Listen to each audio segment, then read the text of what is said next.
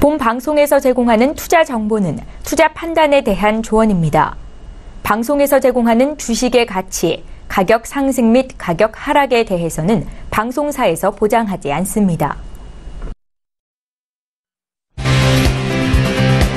슈퍼스탁 발굴 프로젝트 글로벌 슈퍼스탁의 김민아입니다. 이제 시장은 6월 FOMC에 주목하고 있습니다. 6월 12일과 13일에 열릴 예정이라고 하는데요. 이 시장 금리 인상이 사회가 강하게 점쳐지고 있는 만큼 관망세가 유리하다는 이야기가 많은 가운데 또 한편으로는 지금 경제 지표와 또 인플레이션율이 예상치를 하회하고 있기 때문에 속단하기는 어려운 상황입니다. 오늘도 저희 글로벌 슈퍼스탁과 함께 하시면서 이렇게 변하고 있는 세계 경제 흐름 함께 짚어가시기 바랍니다. 저희 방송은 서울경제TV 홈페이지 그리고 톡스타 홈페이지를 통해서 더욱더 풍부한 이야기들 받아가실 수가 있습니다. cntv.co.kr, 톡스타.co.kr을 통해서 참여해 보시기 바랍니다. 참고로 본 방송에서 제공하고 있는 정보는 투자 판단에 대한 조언일 뿐 주식의 가치나 수익률을 보장하고 있지 않습니다. 저희 서울경제TV는 자본시장법을 준수하여 1:1 투자 상담, 유사수신 행위, 무인가 영업행위, 불법 대여계좌 홍보 및 가입 권유 등 모든 불법 사항들 엄중하게 금지하고 있습니다. 자, 우선 시장 동향부터 체크하고 가도록 하겠습니다. 시황센터 연결해 볼게요. 안녕하세요. 최혜원입니다. 오늘의 시장 소식 알려드립니다. 미국과 중국의 무역 전쟁이 완화됐다라는 소식과 함께 오늘 코스피도 개장을 했습니다. 먼저 코스피부터 함께 보시겠습니다. 현재 이 0.15% 하락을 하면서 2,472.47에 거래가 되고 있습니다. 수급 함께 보시면요. 네, 현재 이 개인은 매수하고 있고 기관과 외국인은 각각 매도하고 있습니다. 코스닥 함께 보시겠습니다. 오늘은 0.33% 상승하면서 861.50에 거래가 되고 있습니다. 수급 함께 보시면요. 현재 개인과 기관만이 매수를 하고 있고 외국인은 오늘 123억 원 규모로 매도하고 있습니다. 다음으로는 해외 증시 함께 보시겠습니다. 먼저 나스닥 지수입니다. 0.04% 하락하면서 6,971.25에 거래가 되고 있습니다. S&P 500 지수 함께 보시면요. 현재 0.07% 하락하면서 2,729.00에 거래가 되고 있습니다. 달러 인덱스 함께 보시겠습니다. 오늘 0.03% 상승하면서 92.614에 거래가 되고 있습니다. 골드 함께 보시면요. 현재 0.29% 하락했습니다. 1,314.4달러에 거래가 되고 있고요. 크루드 함께 보시면 현재 0.12% 상승하면서 71.03에 거래가 되고 있습니다. 다음으로는 중국 증시 함께 보시겠습니다. 전 마감 시황 알려드립니다. 상해 종합지수는요. 0.34% 상승하면서 3,174.032에 마감을 했습니다. 다음으로는 항생 종합지수 함께 보시겠습니다. 항생지수는 1.35% 상승하면서 31,541.08에 마감을 했습니다. 네, 다음으로는 암호화폐 시세 알려드립니다. 9시를 기준으로 알려드립니다. 먼저 비트코인 함께 보시겠습니다. 현재 0.09% 상승하고요. 에이다와 뉴 이코노미 무브먼트는 거의 변동이 없는 상황이고 아인스타인륨 그리고 이더리움은 오늘 상승 출발을 하고 있습니다. 다음 화폐 함께 보시겠습니다. 오늘 퀀텀 보시면요. 0.10% 빠지는 모습이고요. 스텔라룸맨도 오늘 0.49% 빠지고 있습니다. 네오와 비트코인 캐시만이 소폭 상승하고 있습니다. 네, 다음으로는 거래량 순위 함께 보시겠습니다. 1위부터 함께 보시면요. 이오스고요. 2위부터는 트론, 그리고 3위는 비트코인, 4위는 글로스톨코인, 그리고 5위는 비트코인 캐시. 이렇게 현재 거래가 되고 있습니다. 지금까지 시장 소식 알려드렸습니다. 최원이었습니다. 네, 지금까지 각종 시황 소식 살펴봤습니다. 이제 본격적으로 글로벌 슈퍼스탁 문을 활짝 열도록 하겠습니다. 첫 번째 시간에는요, 주요 해외 이슈들을 살펴보는 시간이죠. 글로벌 이슈앤 가이드 시간이고요. 저희 화요일을 책임져 주시고 계시는 이현민 멘토님 나와 계십니다. 인사 나눠볼게요. 안녕하세요. 네, 안녕하십니까. 네, 반갑습니다. 오늘도 이슈 점검 잘 부탁드립니다. 자, 그렇다면 오늘은 어떤 이슈들을 살펴보면 좋을지 먼저 화면으로 만나보고 올게요. 네, 글로벌 이슈 첫 번째입니다. 미중 간 무역 갈등이 다시 완화 조짐을 보이면서 미국 증시와 반도체주 그리고 중국 관련주가 상승세를 보였습니다. 미국 증시 상승을 견인한 요인은 무엇인지 잠시 후에 알아봅니다. 두 번째 이슈입니다. 중동발 지정학적 리스크에 국제 유가가 급등세를 연일 이어지고 있습니다. 앞으로도 계속해서 유가 상승이 이어질지 유가의 방향성에 대해서 잠시 후에 분석해 보겠습니다. 네, 본격적으로 이슈 분석 들어가기 앞서서 외신들은 어떻게 보도하고 있는지 먼저 살펴보고 올게요. 최윤 캐스터. 네, 이어서 글로벌 이슈 두 가지 알려드립니다. 첫 번째 이슈는요, 미국과 중국의 무역 전쟁이 완화가 되고 있다, 이런 소식이었는데요. 관련된 외신 함께 보시겠습니다.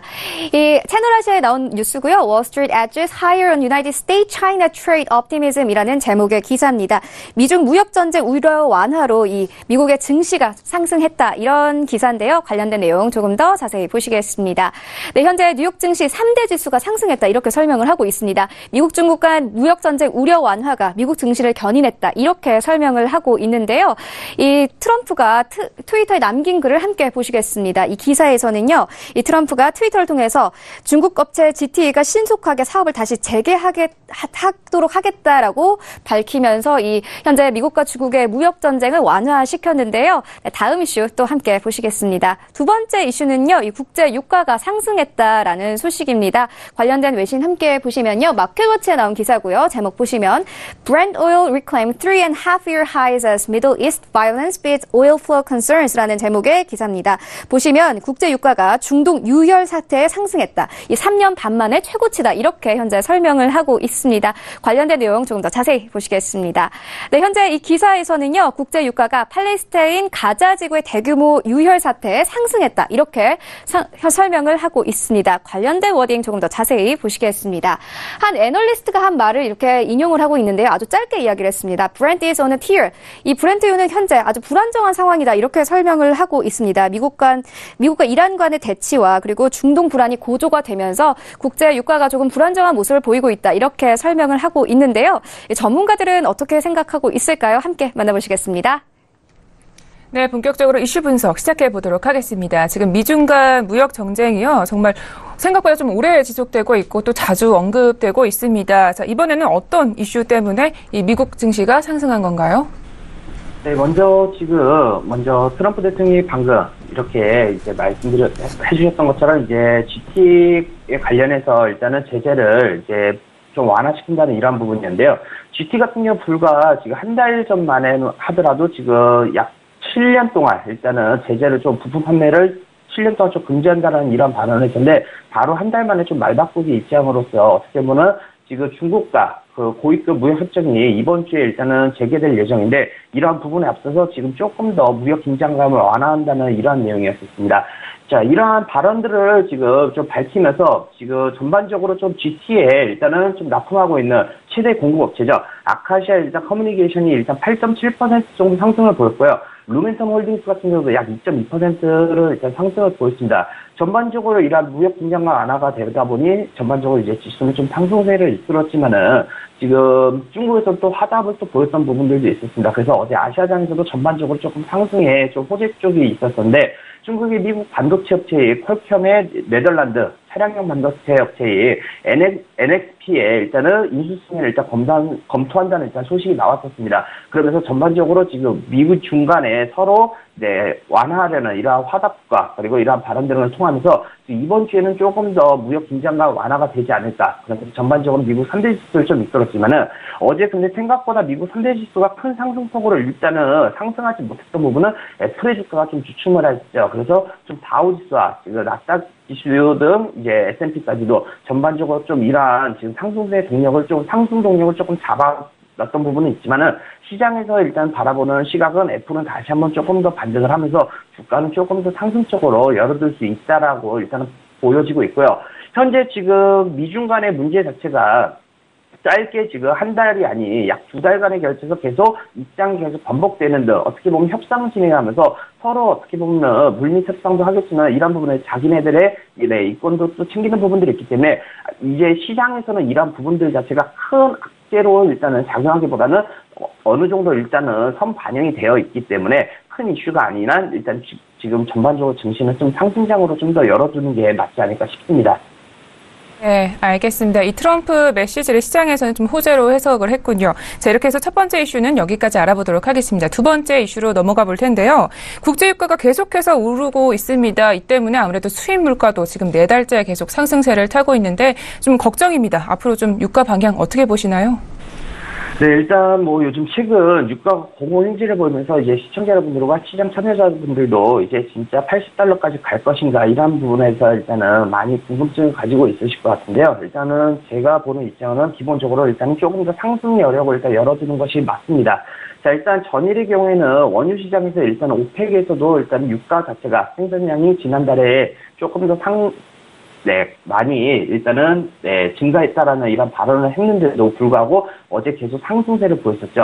조금 더 이런 발언은 있었으면 좀 하락세가 좀 보여야 됐지만은 어제 일단은 유혈 사태 중동에서 일단 지정학적 리스크가 다시 한번 주가게 되면서 일단 상승의 지지를 보였었습니다. 다만 상승세가 어제 미국 증시처럼 이제 크지 않았던 이유로는 일단 전반적으로 유가의 경우에는 지금 달러 강세가 보일 때는 좀 하락세를 보이는 부분들인데 이러한 달러 강세 속에서 일단 유가 같은 경우는 좀 상승폭을 좀 제한하는 부분들이 보였지만은 전반적으로 지금 유가의 경우에는 아직까지도 지금 중동의 지정학적 리스크가 해결되기 전까지는 충분히 상승세가 좀 더 있다. 그리고 중동에서 어제 이스라엘에서 지금 예루살렘으로 미국 대사관이 일단은 이전하는 것을 또 감행을 했던 부분과 그리고 일단 유혈 사태가 있었던 부분이죠. 그렇기 때문에 지금 현재 시장 참여자들은 일단 지정학적 리스크가 일단 해소가 되면은 충분히 다시 한번 완화가 되지 않을까 이런 부분들이 있겠지만은 일단 지금 전반적으로 2016년도에도 전반적인 흐름을 한번 과거 사례로 봤었을 때 그때 당시에도 지금 강하게 하락세를 보였을 때 충분히 바닥에다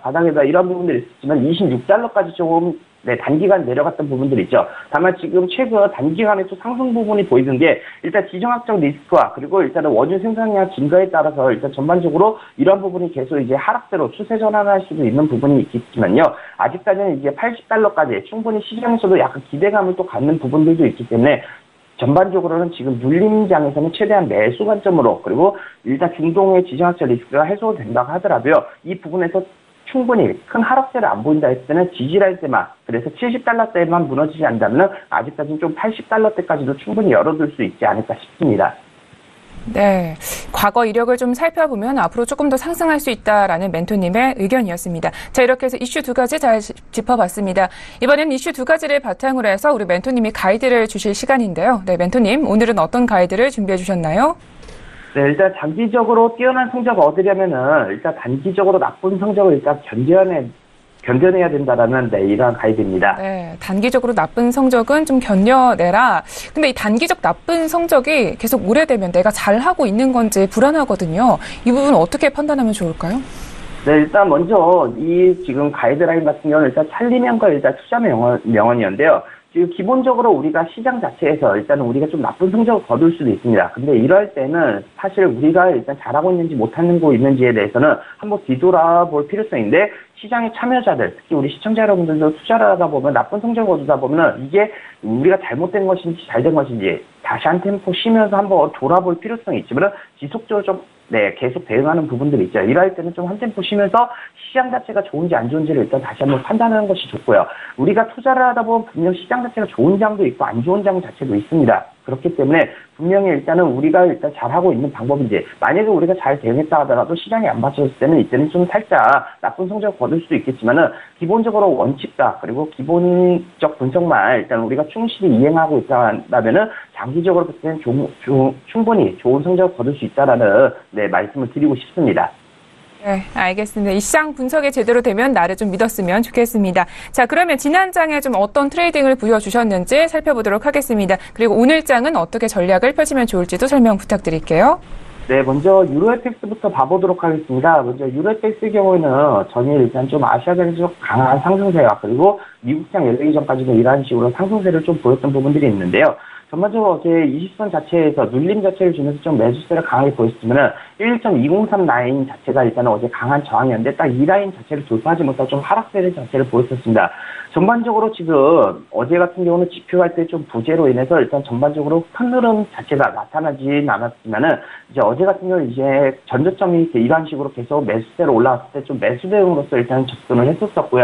다만 지금 이 라인 자체가 무너진다 했을 때는 일단 달러 인덱스가 어제 좀 하락세를 좀 보였다가 다시 한번 되돌리고 보면서 좀 강하게 새벽장에서 좀 빠졌던 부분이었기 때문에 어제 이 부분의 경우에는 일단은 충분히 일단 좀 시장 자체 흐름 자체가 좀 바뀔 수 있다. 그래서 일단 대응은 하지 않았었고 일단 이런 식으로 새벽장에서 좀 강하게 하락했던 부분은 일단 유로FX의 경우에는 다시 한번 달러 강세가 일어나면서 일단 시가 저가 라인 자체를 다시 한번 무너뜨리면서 아시아장에서도 일단은 다시 한번 아래 시가와 저가 라인에서 지지받으면서 다시 한번 매수세를 보이는 부분인데요. 우리 시청자 여러분들도 항상 투자하실 때 중요하게 생각하실 게 무엇이냐?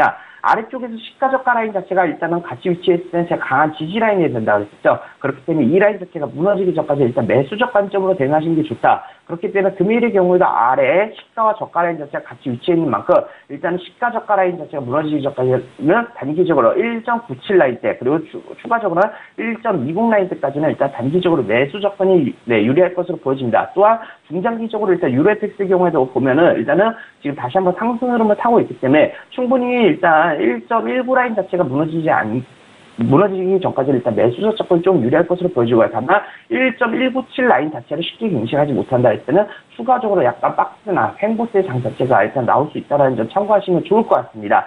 다음으로 크루드 오일 봐보도록 하겠습니다. 자, 어제 유가의 경우에도 오늘 이슈로 다뤘던 부분들이 있었는데요. 어제 유가의 경우에는 이런 식으로 좀 하락세를 살짝 보였었지만 바로 반등하는 모습을 보였었죠.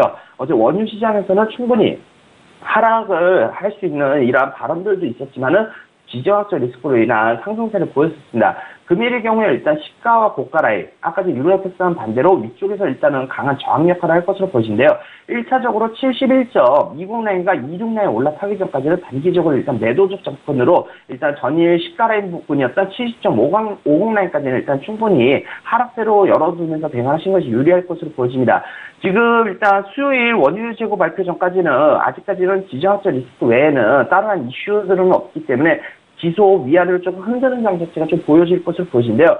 이번 주와 다음 주 지속적으로 이제 오펙에서 이제 다른 이슈거리나 일단 지정학적 리스크로 조금 더 부각되기 전까지는 이러한 흐름 자체에서 계속 모습을 보일 것으로 보여집니다. 그렇기 때문에 당일의 경우에는 일단 71.20 라인 넘어 올라서기 전까지는 일단 매도적 관점으로 대응하시는 게 좋을 것 같고요. 자, 항상 어제도 대응했었을 때 제가 말씀드렸던 부분은 무엇이 있냐. 당일 저가 어제 70.26이죠. 당일 고가는 71.26입니다. 당일 진폭 100틱을 보였는데 1차적으로 100에서 120틱 구간에 일단 움직임을 보인다는 부분 항상 참고하시면서 오늘 고가가 일단은 71.20이다. 그랬을 때는 위쪽을 아래 100틱까지 열어두시고 다만 저가에서 다시 변곡이 일어나면서 올라갔을 때는 추가적으로 100틱 정도 좀 더 올릴 수 있다라는 이런 부분들 참고하시면 좋을 것 같습니다. 이상입니다. 네, 이렇게 해서 유로 FX와 그리고 크루드 오일에 대해서 자세하게 짚어봤습니다. 자, 유로 FX를 볼 때는 이 달러 인덱스도 같이 보는 게 좋을까요, 대표님? 네, 달러 인덱스도 같이 보면 참 좋겠지만요. 이제 달러 인덱스 같은 경우는 위아래로 많이 흔드는 장 자체를 보이기 때문에 이러한 부분에서 이제 시청자 여러분들은 약간 헷갈릴 수도 있기 때문에 차라리 우리가 120틱 차트나 300틱 차트를 놓고 이평선 위주로 전 고점과 전 저점을 잡아두시면서 대응하시는 게 조금 더 유리하지 않을까 싶습니다. 알겠습니다. 이렇게 해서 글로벌 이슈 앤 가이드는 여기까지 들어보도록 하겠습니다. 네, 오늘도 수고해주신 우리 멘토님 말씀 모두 고맙습니다. 네, 감사합니다. 네, 글로벌 이슈 앤 가이드 정리하고 돌아오겠습니다.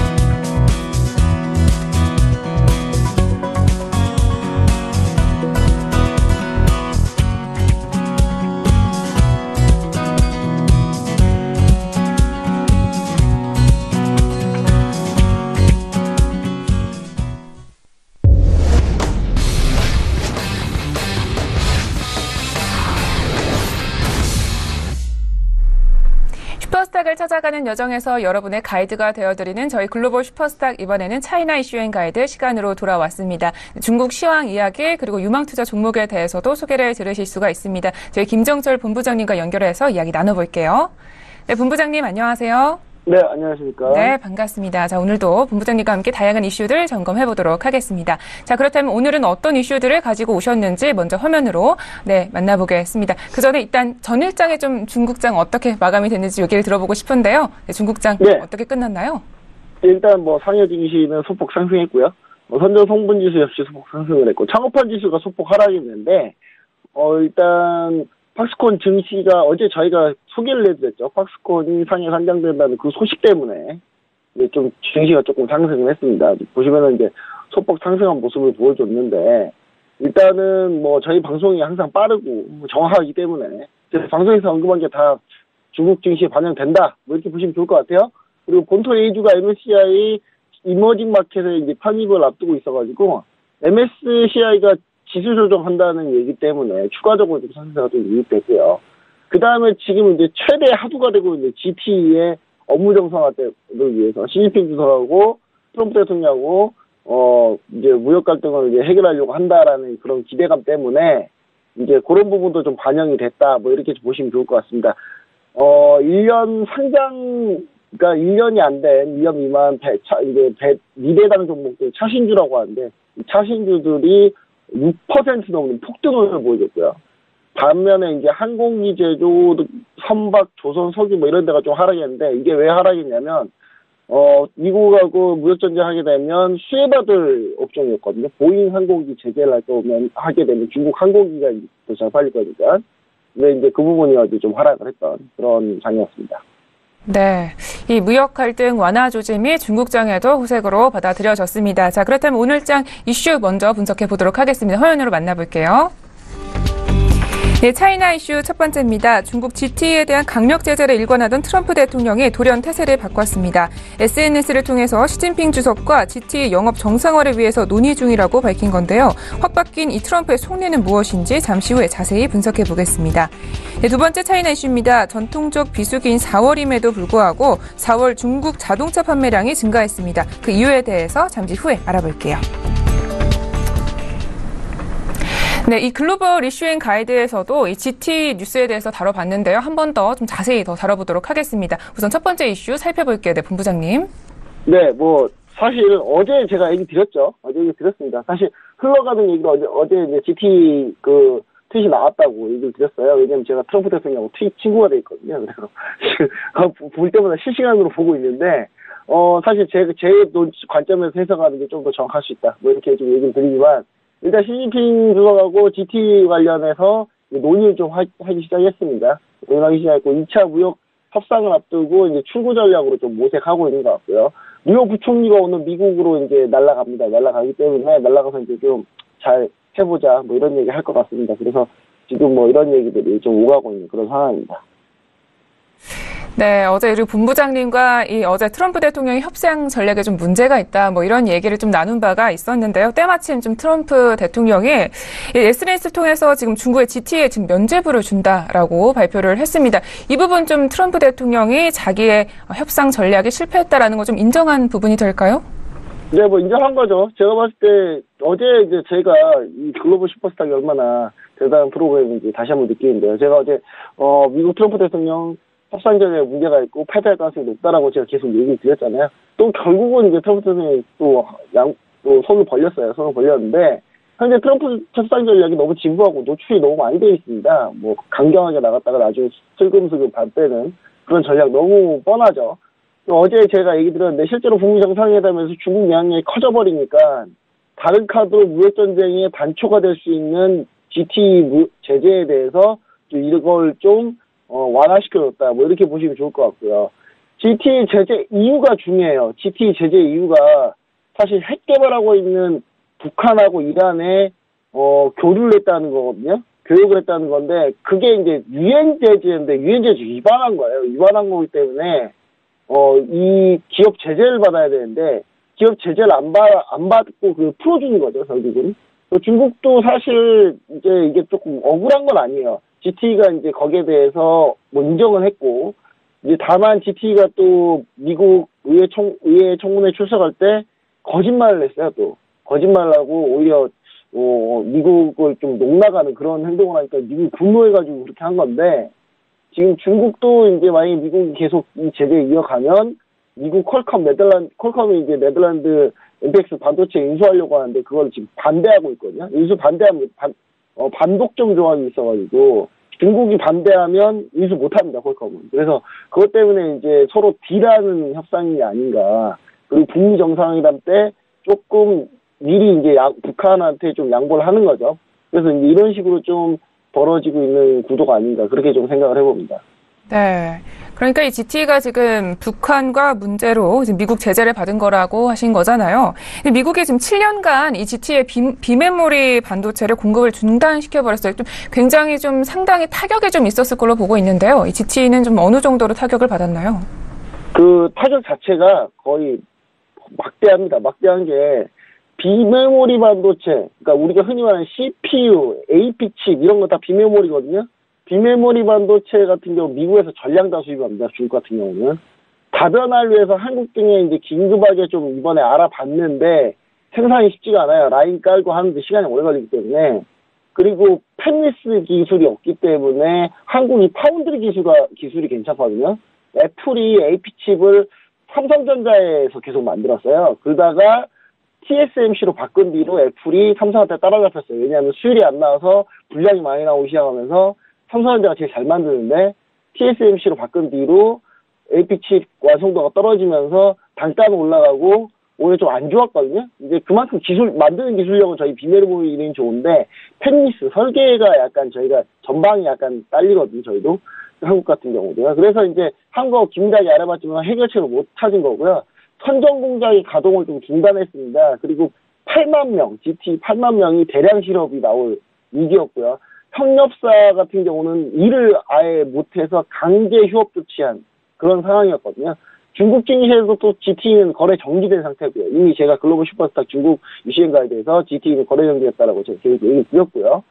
중국이 반도체 굴기를 하려고 하는 이유가 바로 이겁니다. 그러니까 미국에서 안 팔아버리면 중국은 올스타드예요.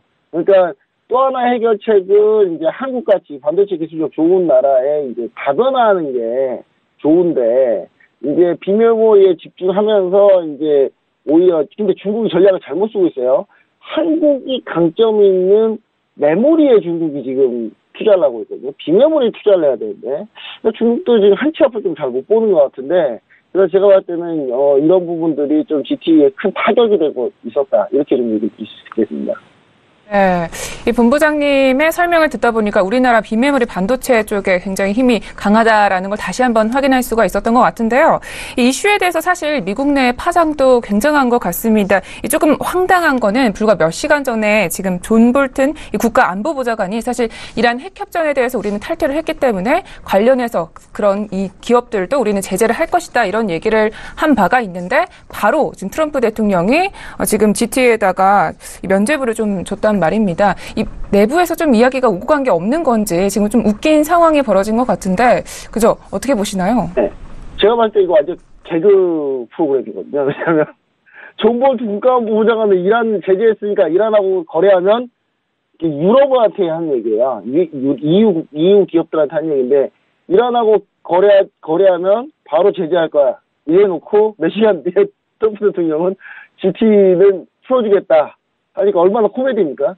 한마디로 지금 미국 상무부는요 거의 패닉 직전이에요. 그러니까 공무원이 일하는 것을 대통령이 방해한 거나 다름없거든요. 정확히 얘기하면 공무집행 방해에 형사법상 문제가 있고요. 이거는 상당히 지금 문제 있는 형의 발언이고 그만큼 트럼프 행정부가 뭔가 이상하다라고 보시면 될 것 같습니다. 한마디로 이제 트럼프 대통령 스스로 정치적 편견에 이제 너무 휩싸여가지고 한 치 앞도 못 보는 거 아니냐라는 것을 좀 증명한 게 아닌가 이런 생각을 해봅니다. 괜히 북한 자극하고 압박해가지고 북한이 중국한테 다시 기대고 중국한테 무역전쟁 협상권이 넘어가 버리니 이걸 GT를 풀어준 거거든요. 그러니까 우리가 이렇게 이해하셔야 됩니다. 그러니까 어떻게 이해하시면 되냐면 미국이 북한이 비핵화 한다고 하니까 미국이 거기 한 발 더 나가서 설레발 떨었어요. 좀 대량 살상 무기까지 다 하자. 그랬더니 북한이 뭔가 자기 주권 침해당한 것 같으니까 바로 달에도 넘어가가지고 중국하고 모의를 했거든요. 그러니까 중국이 결국은 뭔가 키를 잡고 있으니까 중국한테 뭔가 양보를 해줘. 중국이 북미 정상회담에서 좋은 얘기를 해줄 거고 그렇게 돼야 트럼프 대통령이 11월 중간선거를 이길 수 있지 않겠습니까? 그런데 이제 이런 부분들 자체가 이제 더 문제가 되는 게 뭐냐면 유럽이 곧바로 반기를 들었어요. EU에서는 만약에 제재하게 되면 보복가 있다. 말이 되냐? 너네는 중국 풀어주고 이란하고 거래한다고 지금 너네만 핵협상 탈퇴했지? 우리는 탈퇴 안 했다. 라는 얘기거든요. 이게 이제 미국의 애매한 외교 모습이 이게 상당히 좀 전체적으로 안 좋습니다. 분위기가. 왜냐하면 북한의 김정은 위원장도 생각을 해보시면 아시겠지만 이거 미국의 한 말 다시 없네?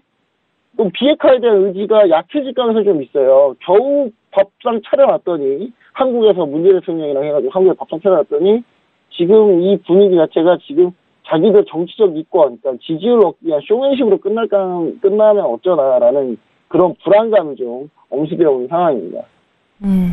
네, 알겠습니다. 지금 미국 내부적으로 좀 단합이 안 되는 상황이 아닌가 이런 생각이 듭니다. 알겠습니다. 계속해서 두 번째 이슈로 넘어가 보도록 하겠습니다. 두 번째 이슈 설명부터 들어볼게요. 일단 중국의 승용차 자동차 판매량이 계속 줄고 있다가 지금 계속 이제 지지부진했거든요. 그러다가 4월에 원래 비수기입니다. 왜 비수기냐? 5월에는 뭘 합니까? 5월에는 가정의 달, 막 이런 게 있어가지고, 그 차를 살 때요. 2, 3월에 많이 사요. 많이 사고, 차 좀 타다가 드라이브 시즌, 중국도 뭐 드라이브 시즌이라고 보기 그렇습니다만은, 여름에 이제 레저 갈 때 쓰려고 미리 좀 사놓는 경향이 있어서 4월부터 판매량이 좀 떨어지는 경향이 있는데, 이게 이제 한국 브랜드의 이제 먼저 4월 승용차 판매량 보면은 181만 대 정도 판매했고요. 친환경차가 무려 150%나 증가를 했어요. 근데 이제 여기서 좀 주목할 점은 베이징 현대. 베이징 현대가 이번에 7만 대를 팔면서 시장 점유율 3% 가까이, 4% 가까이 되면서 7위로 등극했고요. 둥펑이에다 기아가 지금 전년 대비해서 106%나 늘어난 3만 대를 넘게 팔면서 상당히 좀, 현대차, 기아차 약진이 좀 두드러졌다. 이렇게 좀 얘기를 드릴 수 있겠습니다. 네, 뉴스를 듣다 보니까 이 중국 내에서 한알령이 좀 서서히 풀리는 것 같습니다. 좀 이에 대한 방증이 이제 한국의 현대 기아차 같은 경우에도 판매량이 굉장히 많이 늘었고요. 근데 4월이면 아까 말씀해 주셨다시피 이제 자동차가 좀 판매가 부진한 달인데 어떤 이유 때문에 이렇게 증가를 하게 됐을까요? 일단 첫 번째 이유는 가장 우리가 좀 이야기 쉬운 부분을 얘기 드리면은 지금 현재 중국 정부 정책상 전기차하고 하이브리드 차량의 증가를 이제 꼽을 수 있겠어요. YOY로 그러니까 전년 대비 전년 동기 대비 42%나 증가한 110만 대를 팔았거든요. 그러니까 그렇게 되면서 사실상 이 부분이 가장 견인했고, 중국 언론에서도 주목하는 게 뭐냐면 이게 두 번째 요인이 현대 기아차였어요. 어제 중국의 중국 유민방이나 이런 데 뒤져보니까 현대차 기아차가 상당히 판매 실적이 좋았다라는 부분 주요 원인으로 꼽더라고요. 그러니까 그 부분이 이제 어느 정도 한국과 분위기가 조금 완화되고 좀 더 화해의 무드로 좀 화해 제스처로 좀 가고 있는 그런 흐름이 아닌가. 이렇게 좀 얘기를 하면서 앞으로도 이런 현대차나 기아차의 선전을 한번 기대해 볼 수 있겠습니다. 지금 현대차, 기아차가 너무 안 좋거든요. 너무 안 좋은데 이번 중국 반등을 계기로 조금 반등을 모색해 보고 그런 좋은 계기가 되면 좋지 않을까. 그렇게 좀 생각을 해봅니다. 네, 알겠습니다. 자, 이렇게 해서 이슈 두 가지 잘 들어봤습니다. 이번에는 이슈를 바탕으로 해서 우리 멘토님이 가이드 한 줄 평을 주실 시간입니다. 네, 오늘의 가이드는요? 네, 노래를 불러야 될 것 같은데요. 한 걸음 뒤에 항상 내가 있었는데 이런 노래가 있죠? 네. 중국한테 한 얘기입니다. 가까운 대한민국을 좀 주목해라, 좀 제발. 네. 중국이 사드 보복으로 사실 한알령을 했는데 반도체는 안 했거든요. 안 한 이유가 뭐냐면 중국은 메모리 반도체, 우리나라가 전 세계 메모리 1위인데 네. 중국이 우리나라 메모리 반도체에 한알령이나 금알령 내리면 중국은 모든 전자제품의 절반 이상은 생산을 못해요, 아예.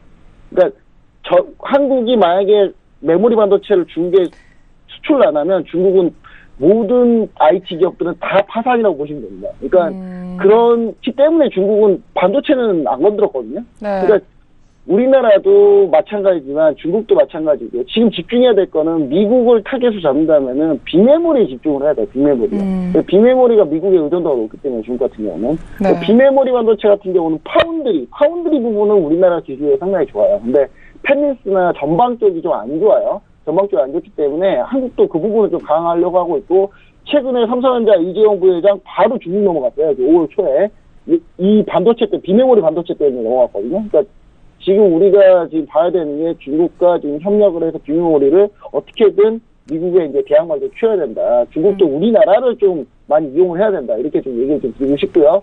중국 자체가 개발이 힘든 것 같은 경우는 이제 한국하고 좀 손을 잡고 하면 상당히 좋을 것 같고, 우리나라도 비메모리 쪽에 많이 투자를 하면 좋지 않을까. 그런 생각을 좀 해봅니다. 네. 우리 글로벌 슈퍼스타를 좀 중국 쪽에서 많이 봤으면 하는 저도 그런 바람을 가져보겠습니다. 자, 이렇게 해서 가이드 한 줄 평도 잘 들어봤고요. 이번에는 본격적으로 종목 추천 시간입니다. 오늘은 어떤 유망 종목을 가지고 오셨나요? 네, 오늘은 또 MSCI, 저희가 글로벌 슈퍼스타 이슈를 전혀 놓치지 않거든요, 저희가. 네, 이분 MSCI 신흥국 지수 편입, 중국 본토 A주가 신흥국 지수 편입할 때 최대 수혜주를 제가 가져왔습니다. 뭐냐면 아니헤라 시멘트, 좀 이름이 어려워요. 우리나라도 요즘 시멘트 종목들이 지금 남북 경협 때문에 뜨고 있잖아요. 중국의 전 세계 최고 1위 시멘트 기업이 있습니다. 안휘헤라 시멘트, 코드보다가 600585 상해에 상장돼 있겠죠. 본토 A주니까. 근데 이제 이 아니헤라 시멘트는 어떤 회사냐면 시멘트하고 도로 포장재를 생산하고 판매하는 기업입니다. 생산 판매량은 뭐 압도적으로 중국 내에서 1위고요. 14년 동안 지금 1위입니다. 그리고 아시아 전체에서도 1위예요. 그리고 전 세계에서도 거의 탑급이고요. 그러니까 2018년 실적으로 따지면은 매출액이 한 187억 위안 정도 나오고요. 전년 동기 대비해서는 37%가 증가했고, 순이익으로 따지면 전년 동기 대비해서 YOY로 한 121%, 순이익이 어마어마하게 증가했습니다. 그 2017년 판가가 인상이 됐어요. 시멘트 판가가.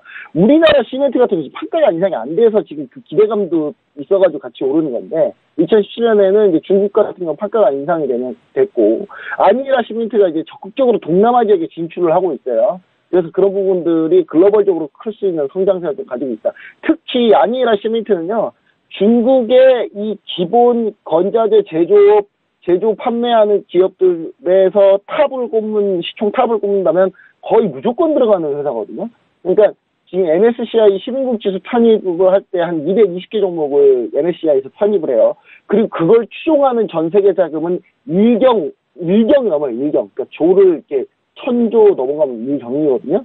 1000조 단위 앞자리 넘어가면 1경을 넘어가는 그 돈이 MSCI를 추종을 하는데, 그 추종을 할 때 중국 종목 220개 정도 이제 편입을 할 거예요. 그때 아니라 시멘트가 거의 편입 확률이 거의 99.9% 이렇게 보시면 좋을 것 같습니다. 그래서 그런 부분에 이슈가 있으니까 이거 좀 보시면 좋을 것 같고, 매수가는 지금 이제 제가 그려놓은 이 라인에보다 살짝 밑으로 지금 어제 장대 조정 받았으니까 이틀 전에 추가적으로 조정 받다 치고 21선에서 매수한다. 이런 생각으로 34.000으로 보시면은 아주 좋은 흐름으로 잡을 수 있지 않을까 이렇게 생각을 하고요. 손절가는 30.090이면 이쪽 라인이거든요. 이쪽 라인인데, 이쪽 라인에서 이탈하면은 손절한다 이렇게 보시면 좋을 것 같고, 1차 목표가 일단 짧게 잡은 이유가 정고점 매물벽이 좀 있어요. 그래서 비중을 넣었을 때 1차 목표가에서 소폭 조금 비중 살짝만 팔아주시고, 나머지는 2차 목표가로 41위안. 중국이나 우리나라 지금 시멘트 업종 전부 다 저평가거든요. 41위안까지 보시면은 상당히 좀 좋은 수익률까지 거둘 수 있고, 안정적인 글로벌 탑 기업에 투자하실 수 있지 않을까. MSCI 시민국지수 편입까지 기대해 볼 수 있는, 그런 수익까지 기대해 볼 수 있는 그런 종목이다. 이렇게 좀 얘기를 드리고 싶습니다. 네, 알겠습니다. 오늘 유망 종목으로 아뉴에라 시멘트, 기억하기도 굉장히 좋은 이름인데 아시아 전체 1위를 달리고 있는 기업이기 때문에 또 눈여겨보셔야 할 것 같습니다. 자, 이렇게 해서 차이나 이슈는 여기까지 하도록 하겠습니다. 본부장님, 오늘도 말씀 모두 고맙습니다. 네, 감사합니다. 네, 차이나 이슈 가이드 정리하고 돌아오겠습니다.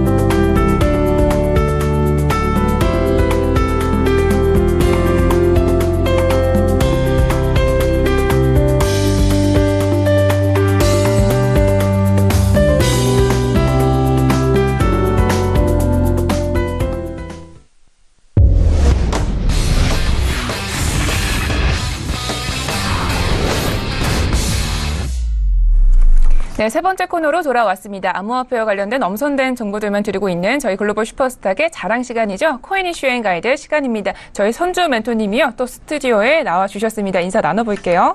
안녕하세요. 네, 안녕하세요. 네, 반갑습니다. 자, 오늘도 다양한 이슈들 점검해보도록 하겠습니다. 네. 자, 그렇다면 오늘은 어떤 이슈들을 가지고 오셨는지 먼저 화면으로 만나보고 오겠습니다. 입니다. 애플, 구글 등 거대 글로벌 IT 기업들이 속속 블록체인 시장에 발을 들여놓고 있습니다. 현재 기업들은 블록체인 시장과 관련해 어떤 행보를 보이고 있는지 자세히 알아보도록 하겠습니다. 두 번째 이슈입니다. 중국 정부가 내년까지 블록체인 산업과 관련한 국가 표준을 만들겠다고 밝혔습니다. 블록체인의 기술 개발과 응용 분야를 확대하겠다라는 계획인데요. 과연 이 중국의 블록체인과 관련해 어떤 성과를 나타낼지 좀 더 지켜봐야겠습니다. 네, 첫 번째 코인 이슈부터 분석해 보도록 하겠습니다. 먼저 어떤 뉴스인지 소개부터 자세히 들어볼게요. 네, 시가총액 세계 5위 안에 드는 IT 기업들이 블록체인 사업에 적극적으로 뛰어들고 있다는 소식입니다. 애플, 구글, 또 마이크로소프트와 아마존, 페이스북 등 이름만 들어도 다 아시는 그 기업들이요. 블록체인 시장을 향해 성큼 나아가고 있는데 현금을 쌓아두고 있는 정말 막대한 이익을 갖고 있는 그런 글로벌 IT 기업들이 어떻게 이제 뛰어드느냐에 따라서 기업의 인수 합병이라든지 암호화폐 그 발행이 줄을 이을 전망입니다. 여기에 대해서 자세히 분석해 보도록 하겠습니다. 네.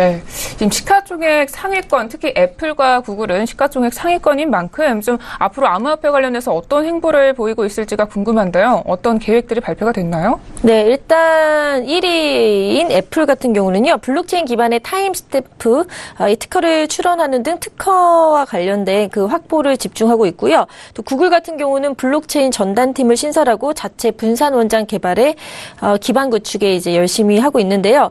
특히 타임스탬프 같은 경우는 이제 구글 같은 경우는 좀 그 신뢰성이죠. 사이버 범죄를 막기 위해서 투명성 정책 인증서에 대해서 이제 계속 추진을 하고 있는데 이 일환으로 인증 기관들이 이제 새롭게 발행된 모든 인증서를 등록시켜야 할 의무가 있습니다. 이때 블록체인 기술을 응용한 건데요. 그래서 인증서 등록 서버에 새로운 인증서가 신청되면 신청을 한 인증 기관으로 서명된 인증서 타임스탬프가 이제 전송이 됩니다. 이 스탬프가 바로 그 정상 인증이라는 증명을 하는 셈이죠. 그래서 이런 인증서 관련해서 특허 출연을 하고 있습니다. 알겠습니다. 이게 조금 정말로 도입이 되면은 좀 인증을 하기가 편해질 것 같은데, 네. 자, 앞으로 좀 다른 기업들도 추진 사업이 있는지가 궁금합니다. 지금 보니까 개발자용 템플릿을 만드는 등 좀 적극적인 움직임들이 관찰이 되고 있는데요. 다른 기업들은 좀 어떤가요? 네, MS, 마이크로소프트나 아마존 같은 경우도 블록체인의 그 템플릿을 서둘러 출시하고 있는데요. 일단 시가총액 3위인 MS 같은 경우는 개발자용 템플릿을 출시를 해서 한 발 앞서고 있는 상황입니다. MS가 새롭게 출시한 제품이 이제 블록체인 개발을 위한 툴인 애저 블록체인 워크벤치가 있는데 이런 것들을 출시를 또 했고요. 또 앞서 지난 2월에 블록체인 기반의 사용자 인증 시스템을 개발 중이라고 밝혔습니다. 또 유엔과 R3 코넬 대학과 함께 이제 다양한 파트너들과 블록체인 활용 방안을 연구 중에 있습니다. 그리고 이제 아마존 같은 경우는 전자상거래를 통해서 암호화폐 데이터를 사고 팔 수 있는 데이터 특허권을 확보를 했고요. 아마존 웹 서비스를 통해서 이더리움 기반의 블록체인 서비스 템플릿을 선보였습니다. 또 지난해 12월에 블록체인 파트너 프로그램을 통해서 블록체인 스타트업에 대한 개발 지원을 시작하는 등 생태계 구축에 한 발 앞서고 있습니다. 마지막으로 전에도 이제 페이스북에 대해서 이제 블록체인에 뛰어들었다라고 말씀을 드렸었는데요. 대규모 조직 개편을 단행해서 블록체인 담당 조직을 신설했는데 이 조직의 수장이 바로 데이비드 마커스 부사장입니다. 거래소인 코인베이스 이사도 했었고 또 페이팔 이쪽에서도 대표 출신이기 때문에 암호화폐 발행이 좀 구글 이런 여러 가지도 좀 시도하고 있지만 페이스북이 좀 더 빠를 수도 있다는 생각이 드는 게 2009년에 이미 암호화폐 자체 기술을 도입한 바도 있고 그렇기 때문에 속도가 붙을 것 같고요. 또 전 세계 22억 명 이상의 사용자를 가진 데다가 최신 트렌드를 이끌고 있기 때문에 또 주목이 됩니다. 그래서 여러 가지 이렇게 적극적으로 기업들이 이제 한 발 나서고 있기 때문에 아마 지금 전 세계가 주목하고 있지 않나 생각이 드네요. 네. 네, 이렇게 좀 거대 기업들이 시작을 하게 되면 아무래도 좀 중소형 IT 기업들도 좀 따라서 동참을 할 것 같아요. 좀 적극적으로 앞으로 좀 이런 상황이 이어지겠죠? 네, 계속 이어질 전망이고 또 경쟁이 치열해질 전망입니다. 일단 원래 전통적으로 중앙집권형의 그런 IT 기업들이 이제 그 힘을 다시는 탈중앙화된 블록체인 기술을 도입해서 새로운 트렌드를 이제 다시 선점하겠다는 의지를 표명한 것이라고 보여집니다. 그래서 세계 트렌드를 견인하고 IT 기업들 이제는 블록체인을 도입해야만 살아남을 수 있다라는 거를 이제 빨리 캐치하고 다가서는 거기 때문에 본격적으로 더 활발한 그런 소식들이 전해지지 않을까라는 생각이 듭니다. 네, 알겠습니다. 이 아마존에서 지금 아까 전에 전자상거래 관련해서 데이터 거래 관련한 데이터 특허권을 확보했다 이런 부분이 보였는데 아마존은 우리 일반인들도 굉장히 사용을 많이 하잖아요. 그렇게 되면 우리 암호화폐를 사용을 자연스럽게 좀 하게 되지 않을까 이런 생각도 드는데 우리 전문가님 좀 어떻게 보시나요? 네, 물론 그럴 것 같고요.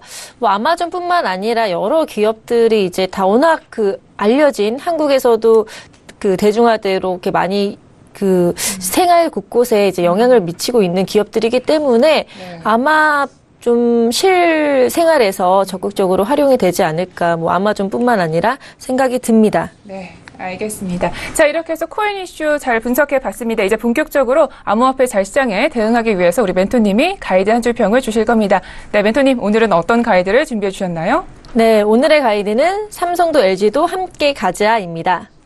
삼성도 LG도 함께 가자. 가자 조금 더 네. 시원하게 좀 해주셔야 되는 거 아니에요? 가자. 네.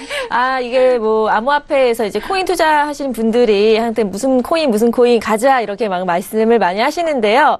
이제 그래서 제가 한번 가자를 넣어봤습니다. 네. 저도 많이 쓰는 말인데 삼성, LG 이제 YT의 지금 시가총액 5위 기업들이 다 어떻게 하는지 말씀을 드렸잖아요. 근데 우리나라 대기업은 지금 어떻게 움직이고 있을까 궁금하신 분들도 많으실 것 같아요. 일단 LG CS 그리고 삼성 SDS가 자체 기업용 블록체인 플랫폼을 이제 차별적인 전략을 내세워서 출시를 하고 기업 간 거래 B2B 거래에 이제 좀 초점을 맞춰서 개발을 하고 있습니다. 일단 LG CNS는 자체 블록체인 플랫폼이죠. 이제 모나체인이라고 있는데 이 모나체인을 출시를 해서 LG CNS의 강점인 금융과 공공부문을 비롯해 통신 제조 이런 전체 산업 영역에 확대 적용하고 있고요. 삼성 SDS는 글로벌 회계 컨설팅 법인인 EY 환영과 전략적 제휴를 맡고 이제 자체 기업용 블록체인 플랫폼 넥스 레저를 기업 핵심 운영 시스템에 적용하고 있습니다. 네, 알겠습니다. 자, 이렇게 해서 우리나라 기업들도 같이 동참을 하고 있군요. 네. 자, 이렇게 해서 코인 가이드도 잘 들어봤고요. 이번에는 하루에 하나씩 코인에 대해서 자세한 정보를 알아가는 시간입니다. 코인 강의 시간인데요. 네, 손주 멘토님이 오늘도 재미있는 강의를 준비해 주셨다고 합니다. 네, 오늘은 어떤 정보를 주실 건가요? 네, 오늘은 이제 비트코인에서 하드포크에서 나온 비트코인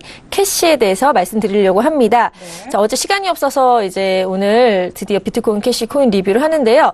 일단 옆에 이 우지안이라는 인물이 좀 궁금하실 거예요. 그래서 좀 말씀을 드리려고 합니다. 네. 일단 중국이 다양한 채굴업자들이 있는데 이때 ASIC라는 채굴 머신을 사용해서 전문적으로 이제 비트코인 열풍이 들었을 때 이제 채굴하고 시장을 주도할 수 있는 세력으로 자리매김하자 이제 비트코인 측에서 너무 ASIC 채굴 머신을 가진 이 채굴자들의 그 어떤 기능을 좀 무력화시키고자 업데이트를 하려고 했습니다.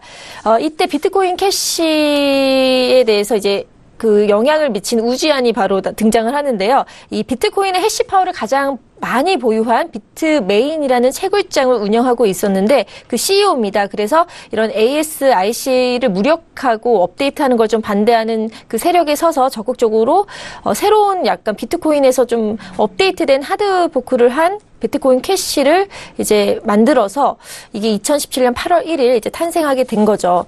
그래서 뭐 우지안은 간단히 설명하면 베이징 대학 수석을 졸업을 하고 펀드 분석가로 활동을 하다가 이제 그 비트코인 백서를 읽고 채굴 사업에 이제 뛰어들었는데요. 좀 자세히 비트코인 캐시에 대해서 말씀을 드리면요. 일단 기업 같은 경우는 비트코인 ABC라고 해서 중국 베이징에 본사를 둔 비트메인의 지원을 받는 비트코인 ABC에 의해서 이루어졌고요. 개발자는 아마오리 세제트라는 전체적인 개발 주도한 사람입니다. 그리고 이제 코인 총 발행 한도는 이제 이렇게 좀 시장 유통량 이런 것들을 이제 저희가 설명을 이제 해드릴 거고요. 운영 플랫폼은 완전 분상형 구조인 암호화폐를 사용하고 있습니다. 이제 비트코인 캐시가 어떻게 비트코인에서 이제 나왔냐. 이제 하드포크가 됐다는 거는 업데이트가 됐다는 겁니다. 그래서, 인위적으로 블록체인을 분절하는 작업을 의미하는데요. 이 비트코인 보유하고 있던 사용자들은 이제 같은 양의 비트코인 캐시를 추가로 받으면서 이 방식으로 기존 비트코인의 채굴량만큼 이제 배포가 된 겁니다. 그리고 이제 비트코인에서 이제 아무래도 그 블록 사이즈가 제한이 돼 있기 때문에 1메가바이트로 제한되어 있는 그 비트코인의 블록 크기에 대해서 이제 고민이 시작됐습니다. 왜냐하면 거래가 이제 단기간 이제 인기를 끌면서 급격히 성장을 하고 많이 늘었는데 블록 크기가 그대로면 이제 처리할 수 있는 그 양이 적기 때문에 높은 수수료를 내지 않으면은 거래 승인이 지연되는 그런 문제가 발생을 합니다. 그래서 이 블록 크기에 대해서 어떻게 해야 되냐? 세그윗이라는 방법과 블록 크기 증대라는 두 가지 방법 사이에서 해결 방안이 각각 있는데 그 장단점을 지지하는 그 의견들이 대립되면서 이제 비트코인과 비트코인 캐시로 나눠지게 된 거죠.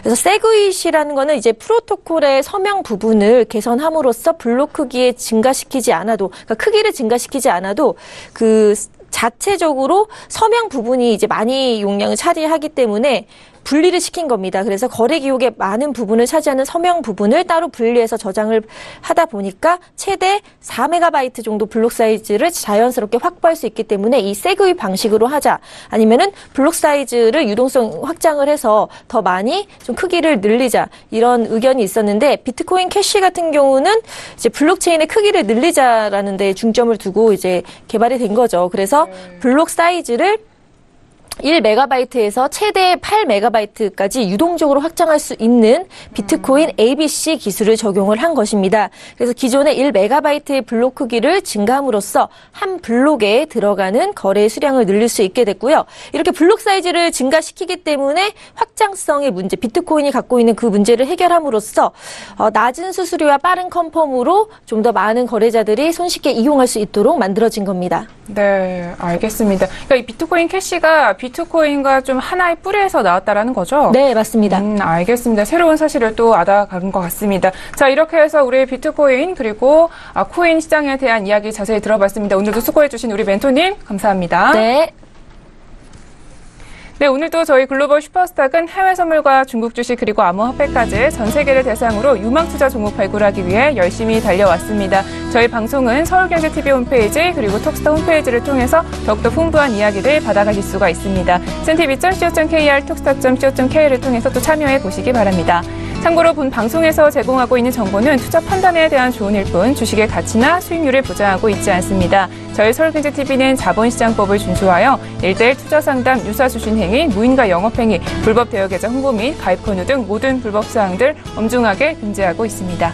네, 글로벌 슈퍼스탁 오늘은 여기까지입니다. 오늘도 저희 시청자분들, 투자자분들 성공적인 투자 판단하시기를 기원하겠습니다. 저희는 내일 뵙도록 하겠습니다. 고맙습니다.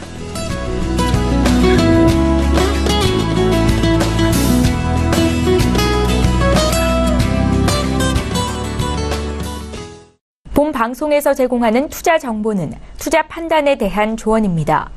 방송에서 제공하는 주식의 가치, 가격 상승 및 가격 하락에 대해서는 방송사에서 보장하지 않습니다.